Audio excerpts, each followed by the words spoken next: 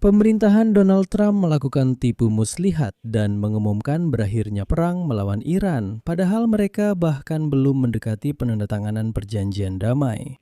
Sehari sebelumnya, Gedung Putih secara resmi memberitahu Kongres Amerika Serikat bahwa militer Amerika Serikat telah mengakhiri aksi militer melawan Iran, bahkan sejak awal April.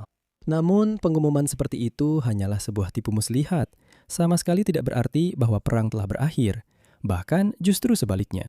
Karena pada saat yang sama, Donald Trump menolak versi baru perjanjian damai yang sebelumnya diajukan oleh Iran. Dan hari ini di Teheran dijelaskan apa yang sebenarnya ada dalam usulan tersebut dan mengapa setelah penolakan dari Donald Trump, sekarang sama sekali tidak perlu mengharapkan adanya kesepakatan dalam waktu dekat. Selain itu, Pentagon menyatakan bahwa Amerika Serikat hanya memperkuat blokade terhadap Iran. Dan sekarang, blokade ini akan berlaku untuk semua kapal yang tidak hanya terkait dengan Iran, tetapi juga membayar Iran untuk melewati Selat Hormuz. Dengan demikian, mereka juga berusaha memangkas sepenuhnya sumber pendapatan Iran yang satu ini. Nama saya Alexei Peci, mari kita bahas topik ini bersama-sama. Tetapi sebelum kita mulai, saya mohon Anda untuk berlangganan saluran ini, sukai video ini, dan tulis komentar apapun di bawah video ini. Selain itu, jangan lupa berlangganan kanal Telegram saya, Peci News, tautannya ada di deskripsi video ini. Di sana kami mempublikasikan berita terbaru secara real time. Jadi, pemerintahan Donald Trump berhasil mengakali sistem legislatif. Presiden Trump secara resmi memberitahu Kongres bahwa aksi militer yang dimulai oleh Amerika Serikat terhadap Iran pada 28 Februari telah dihentikan, meskipun ia tidak menutup kemungkinan adanya aksi militer lebih lanjut. Namun, pengumuman seperti itu penting untuk dilakukan tepat sebelum atau pada tanggal 1 Mei, karena itu adalah tanggal penting dalam kalender perang ini. Karena sesuai dengan Undang-Undang tentang Kewenangan Perang, Presiden Amerika Serikat wajib mendapatkan persetujuan dari Kongres untuk melanjutkan aksi militer yang berlangsung lebih dari 60 hari. Dan batas waktu ini secara resmi berakhir pada tanggal 1 Mei. Artinya, setelah itu, Trump tidak memiliki hak untuk melanjutkan perang tanpa izin legislatif. Awalnya, Menteri Perang Amerika Serikat Pete Hegseth menyatakan bahwa menurutnya selama masa gencatan senjata, penghitung waktu perang di Iran ini sebenarnya dihentikan sementara. Katanya, perhitungan 60 hari itu. Selama 60 hari itu, Amerika Serikat dapat melakukan aksi militer tanpa persetujuan Kongres. Dihentikan pada saat kesepakatan gencatan senjata dicapai pada 8 April. Bahkan jika gencatan senjata itu gagal, menurut Hegseth, perhitungan 60 hari itu harus dimulai lagi dari awal. Selanjutnya, saya akan mengutip pernyataannya. Saat ini kita berada dalam masa gencatan senjata. Dan seperti yang kita pahami, ini berarti bahwa perhitungan 60 hari itu baik dijeda atau dihentikan sepenuhnya. Selama masa gencatan senjata. Akhirnya, kubu Donald Trump memutuskan untuk bertindak lebih cerdas. Dia langsung saja mengumumkan berakhirnya perang. Tanpa alasan apapun, dia hanya berkata, "Sudah, kita selesai." Dengan mengumumkan berakhirnya aksi militer, Trump pada dasarnya mengatur ulang hitungan waktu ini, yang secara potensial mempersulit Kongres untuk menantang kewenangannya atau membatasi tindakan lebih lanjut melalui resolusi wewenang perang. Intinya adalah jika besok Donald Trump memulai kembali perang, itu sudah akan menjadi perang yang baru dan harus kembali menghitung 60 hari sampai saat di mana diperlukan persetujuan dari Kongres. Lalu bisa kembali menyatakan bahwa perang telah berakhir, memulai perang baru dalam tanda kutip, dan begitu saja terus tanpa akhir. Akhirnya, dalam surat resmi kepada Kongres, Donald Trump menulis, kutipan, "Pada 7 April 2026, saya memerintahkan gencatan senjata selama 2 minggu. Sejak saat itu, perjanjian tersebut telah diperpanjang. Sejak 7 April 2026, tidak ada baku tembak antara pasukan Amerika dan Iran. Aksi militer yang dimulai pada 28 Februari 2026 secara resmi telah berakhir. Dan itu memang langkah yang kotor, tapi tetap saja langkah yang cerdik. Karena sebelumnya, kaum Demokrat menolak sudut pandang Pete Hegseth dengan menyatakan bahwa blokade laut terhadap Iran yang masih berlangsung tetap merupakan tindakan militer karena di dalamnya terlibat kapal-kapal perang. Dan faktanya memang seperti itu. Maka dari itu, Trump langsung menyatakan, "Dengar, kita sudah selesai." Maaf, tapi kurang lebih 5 menit kemudian mereka mulai lagi. Jadi, maaf, apa yang sedang terjadi sekarang di sekitar Selat Hormuz itu sudah merupakan perang baru. Yang dimulai pada 28 Februari itu sudah lama selesai.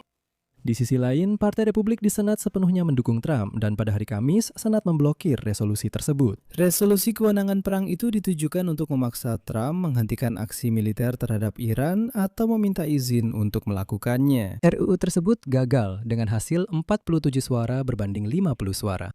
Namun, dua senator dari Partai Republik, Susan Collins dan Rand Paul, memilih bersama dengan Partai Demokrat.